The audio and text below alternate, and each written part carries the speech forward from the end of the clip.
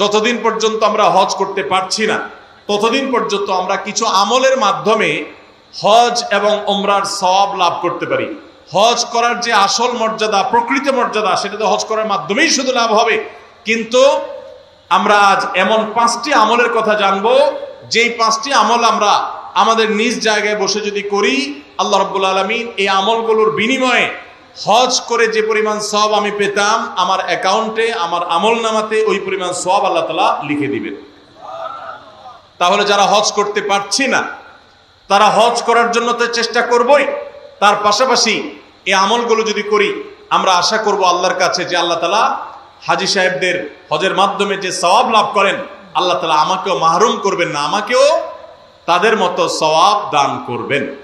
আমাদের দেশ থেকে হাজী সাহেবরা বাইতুল্লাহ হজের উদ্দেশ্যে রওনা হয়ে গেছে। সারা পৃথিবীর বিভিন্ন প্রান্ত থেকেই হাজী সাহেবরা মক্কা এখন সমবেত হচ্ছেন হজের উদ্দেশ্যে।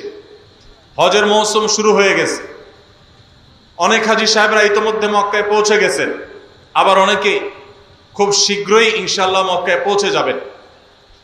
এই যে হাজীদের বাইতুল্লাহ অভিমুখী যাত্রা, আল্লাহর ঘরে হাজির হওয়ার সৌভাগ্য অর্জন, মিনা, মুজদালিফা, আরাফাতে আল্লাহর শাআয়ের, আল্লাহর নিদর্শনগুলোতে উপস্থিত হয়ে দোয়া কবুলের জায়গাগুলোতে কায়মন বাক্যে চোখের পানি ফেলে আল্লাহ রাব্বুল আলামিনের কাছে দোয়া করার সুযোগ লাভ করবেন। শত শত নবী রাসূলগণ যে পবিত্র ভূমি তাদের পদচারণায় মুখরিত হয়েছে, বহু নবী রাসূলগণ যেই জায়গায় হাজির হয়েছেন, উপস্থিত হয়েছেন, আরাফাতের ময়দানে একত্র হয়েছেন, বাইতুল্লাহর জিয়ারত করেছেন, তওয়াফ করেছেন, যেই সাফা মারওয়া ইব্রাহিম আলাইহিস সালামের স্মৃতির সাক্ষী, ইসমাইল এবং হাজার আলাইহিস সালামের স্মৃতি বিজড়িত যেই সাফা মারওয়া, সেখানে যেতে কোন মুসলমানের মনে না চায়? অথচ আমাদের অনেকেরই তৌফিক হয় নাই। আল্লাহ রাব্বুল আলামিন আমাদেরকে বাইতুল্লাহ জীবনে বারবার যাওয়ার তৌফিক নসিব করুন, বলুন আমিন।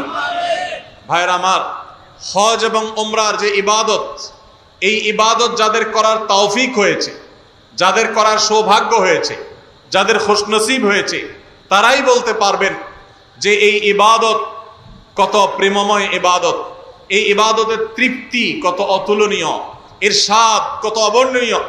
এটা যারা বারবার বাইতুল্লাহ যাওয়ার তৌফিক পেয়েছেন তারাই বলতে পারবেন।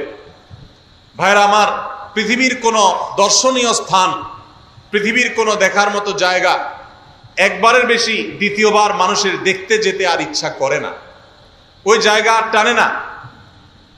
আমি পৃথিবীর বিভিন্ন